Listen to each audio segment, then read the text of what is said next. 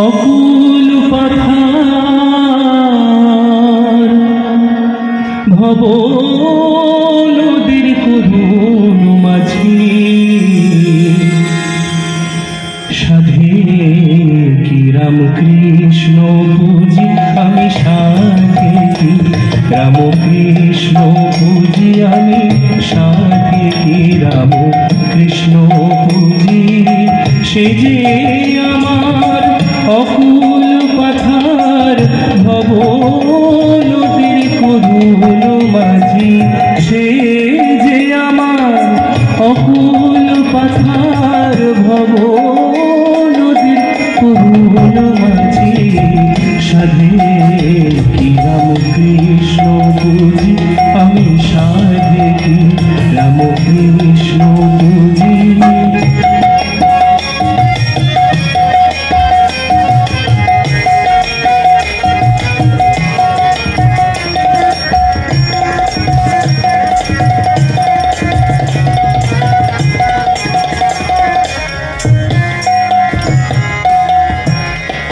সে যে আমার পরম সখা নিজে খুঁজে দিলে দেখা সে যে আমার পরম সখা নিজে খুঁজে দিলে দেখা ওরে শত দোষে হয় না বাঁকা শত দোষে হয় না বাঁকা যাব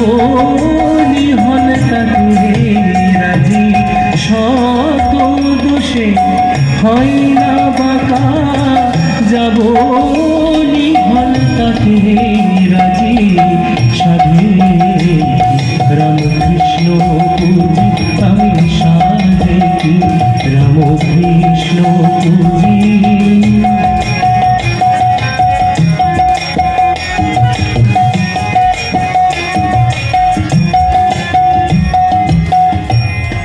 সদাই পাছু পাছু ফিরে পাছে কিছু করি ফিরে সদাই পাছু পাছু ফিরে পাছে কিছু করি ফিরে ওরে ভেবে মরি বুঝতে নারী ভেবে মরি বুঝতে নারী সে যে কি আমি বুঝি ভেবে মরি বুঝতে নারী সে যে কি আমি বুঝি সাধে কি রামকৃষ্ণ পুজি আমি সাধে কি রামকৃষ্ণ পুজি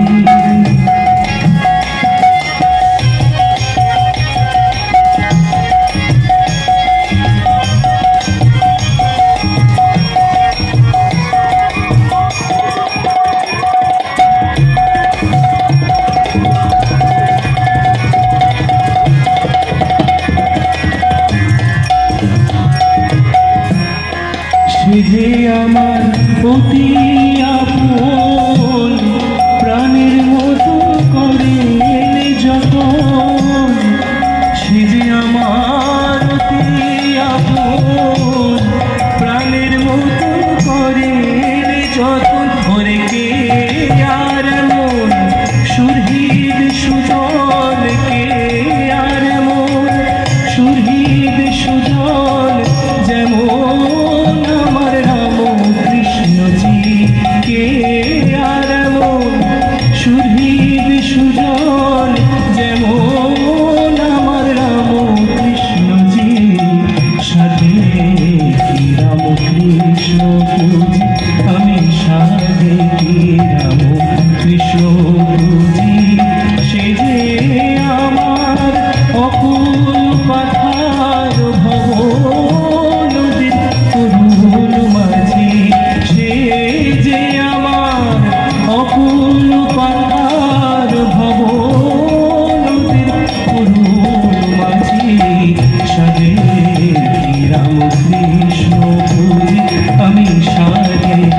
রাম কৃষ্ণ পুজি আমি সাধে কি রাম কৃষ্ণ পুজি আমি সাধে কি রাম কৃষ্ণ পুজি।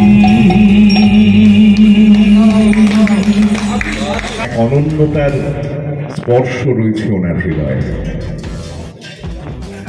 স্বামীজি, ঠাকুর এবং মায়ের প্রতিটি অনুষ্ঠানে, প্রতিটি পার্বণে মাননীয় শঙ্কর রাউল কিন্তু বারবারই তাদের কাছে ফিরে যায়। এবং শুধু তাই নয়, সারাটা বছর ধরে এই যে ঠাকুরের তো একটাই কথা ছিল, মানুষকে পুজো করো, নরনারায়ণকে। এই যে পৃথিবীর একটা কণাও এতটুকু নৈরাশ্য দিয়ে তৈরি নয়, সেই আশার আলো প্রজ্বলিত করলেন শ্রদ্ধার উত্তরীয় এবং বনগুলি যুবক সংঘের বিবেক উৎসবে যে শ্রদ্ধার ব্যাচ এবং পুষ্প স্তবক দিয়ে মাননীয় পূজনীয় মহারাজ শারদাম্মা দম্পতিকে বরণ করে নেওয়া হলো। একই সঙ্গে পূজনীয় মহারাজের হাতে একটু আগে যে কথাটা হচ্ছিল যে উজ্জ্বল ভাস্কর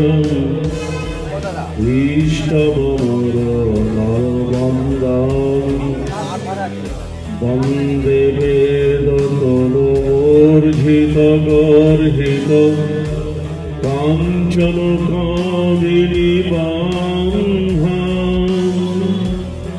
মূর্ত মহেশ্বরম উজ্জ্বল ভাস্করম ইষ্টমর নরবন্দম ভক্তি কৃপা কটাক্ষপেক্ষণম অঘদল বিদলন দক্ষম বালচন্দ্রধরম ইন্দুবন্দমিহম নৌমি গুরু বিবেকানন্দ। শ্রদ্ধা নিবেদনের জন্য মাননীয় শ্রীমতী অপর্ণা মল্লিক উত্তরীয় পরিয়ে ব্যাচ করিয়ে শ্রদ্ধা নিবেদন করছে অর্পণ। সকলকে এই সুন্দর সন্ধ্যা 11ই জানুয়ারি, 12ই জানুয়ারির ঠিক আগের দিন অর্থাৎ স্বামীজি আবির্ভূত যেদিন হয়েছিলেন, এই বিশ্বে ভূমিষ্ঠ হয়েছিলেন যেদিন, ঠিক তার আগে এই অনুষ্ঠানে উপস্থিত মহারাজ শারদাত্মানন্দ, উপস্থিত আমার সকল ভাই বোনেরা এবং স্বামীজি অনুরাগীরা, ভক্তরা, ভক্তবৃন্দ। এখানে উপস্থিত আছে পুরসভার পুরপ্রধান শ্রীমতী অপর্ণা মৌলিক, উপপুরপ্রধান দিলীপ নারায়ণ বসু। তুই বাবা দিলীপ বসু নাহলে নারায়ণ বসু, দিলীপ নারায়ণ বসু আর বলা খুব লম্বা নাম হয়ে যাচ্ছে।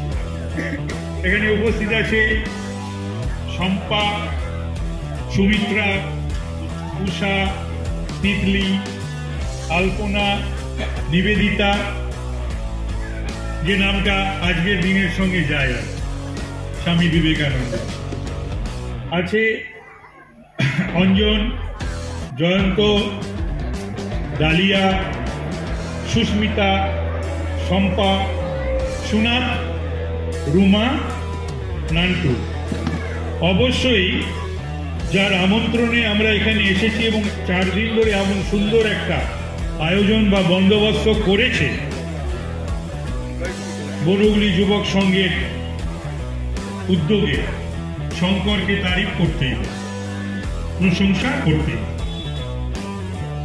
সঞ্চালক বলেছে যে 2-4 কথা, একেবারেই 2-4 কথার মধ্যে আমি আজকে নিজেকে সীমাবদ্ধ রাখবো। আজকে শুনলাম একজন বাদে প্রত্যেকেরই কথা আমার খুব ভালো লেগেছে, ভীষণ ভালো লেগেছে।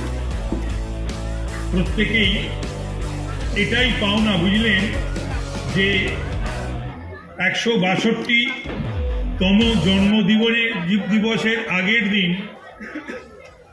আজকে শুধু বরানগরে নয়, বাংলায় নয়, ভারত থেকে তার বনহুগলি শ্রীচরণে যুবক সংঘের আমার দ্বারা প্রণাম আয়োজিত জানাই। প্রত্যেক বছরের ন্যায় বিবেক উৎসব আজ আপনি সেই এবছর রামকৃষ্ণ থিম পরমহংসদেবের মতন গুরুদেবও পাবেন সময়ের না, দর্পণে নিশ্চয়ই। বিবেক উৎসব এবং আর আর স্বামী এবছরের উৎসব বিবেকানন্দের মতো ঠিক স্বামী বিবেকানন্দের জন্মদিনের প্রাককালে আগের দিন সন্ধ্যেবেলায় শুরু হয়েছে শিষ্যও পাবেন। স্বামী বিবেকানন্দকে নিয়ে ভাগ্য করে তাৎক্ষণিক রামকৃষ্ণ বক্তৃতার মাধ্যমে পরমহংসদেবের মতন কি বলবেন? গুরুদেব পেতে হয়। না, ভীষণই একটা রামকৃষ্ণ সময় পরমহংস উপযোগী একটা বংশদেবের অনুষ্ঠান মতন মানুষদের আহ, কোনো জন্মাপুরুষ তো। এবং যে এদেরও নামকরণ ভাগ্য দেওয়া করে হয়েছে স্বামী এটা বিবেকানন্দের মতন ভীষণই শিষ্য প্রাসঙ্গিক পেতে হয়। মনে হচ্ছে আমার। তো এই অনুষ্ঠান আমার মনে হয় পয়লা বরানগরের বুকে জানুয়ারি খুবই ভালো মানে এটা জানুয়ারি সাড়া মাস ফেলেছে চলছে এবং তাই আমরা বুঝি। অনেক সমৃদ্ধ হলাম এখানে এসে। কল্পতরু উৎসব হয়েছে এত সুন্দর সবাই তাৎক্ষণিক বক্তৃতা এই বক্তব্য রাখলেন, দক্ষিণেশ্বরে তো অবতারিণী সত্যি মন্দিরে আমরা ঋদ্ধ কল্পতরু হলাম, হয়েছিলেন সমৃদ্ধ হলাম। রামকৃষ্ণ পরমহংসদেব। আমার মনে হয় যে বনহুগলি যুবক সংঘ আরো ভালো কাজ উদ্যান করবে বাড়ি, আগামী দিনে কাশীপুর উদ্যান এরকম বাড়ি। ভাবে। এখানে এই নিবেদনে বনহুগলি যুবক সংঘ আর তাই বিশিষ্ট অতিথিদের তাদের অংশগ্রহণের করছেন। অপরদিকে তিনি কর্মযোগের কথা বলে পরাধীন এই দেশের মানব জাতিকে উদ্বুদ্ধ করছেন স্বাধীনতা সংগ্রামের জন্য। আমরা বলতে পারি স্বাধীনতা সংগ্রামের আগে প্রদীপ জ্বালানোর আগে সলতে হারানোর প্রাথমিক দায়িত্বটা নিয়েছিলেন এই বীর সন্ন্যাসী বিবেকানন্দ। তার প্রমাণ পাওয়া যায় তার স্বদেশ মন্ত্রে, হে ভারত ভুলিও না। স্বামীজি আমাদের থেকে কি চেয়েছেন? স্বামীজি কি চেয়েছেন আমরা রামকৃষ্ণদেবের পথে পথিক হব? উনি দৃঢ়ভাবে বলেছেন না। স্বামীজি কি চেয়েছেন আমরা স্বামীজির পথে চলব? উনি আবার উত্তর দিয়েছেন দৃঢ়ভাবে না। স্বামীজি চেয়েছেন সমাজের প্রত্যেকটি মানুষ যেন মান ও হুঁশযুক্ত মানুষে পরিণত হয়, তাহলেই স্বামীজির পথে আমরা চলতে পারবো। ভূত হাতছানিতে ডাকছে, আয়না কাছে আয়না কাছে, আমি ঠিক তক্ষুনি তাই করে দি হুকুম জারি, যাব না তোমরা এসো, গাছে কি উঠতে পারি? তক্ষুনি ভূত দুটো না হা হা বলল হেসে, বাবা সাহসে দেখো আমাদের সামনে এসে দাঁড়ালো, ভয় ডর নেই, ছেলেটা বড্ড চোখা, টেনিদার গপ্প জানি, শুনে যা দুষ্টু খোকা। আমি আর দাঁড়াই নাকি, দুপায়ের শক্তি নিয়ে পিছন পেরোই বাগান।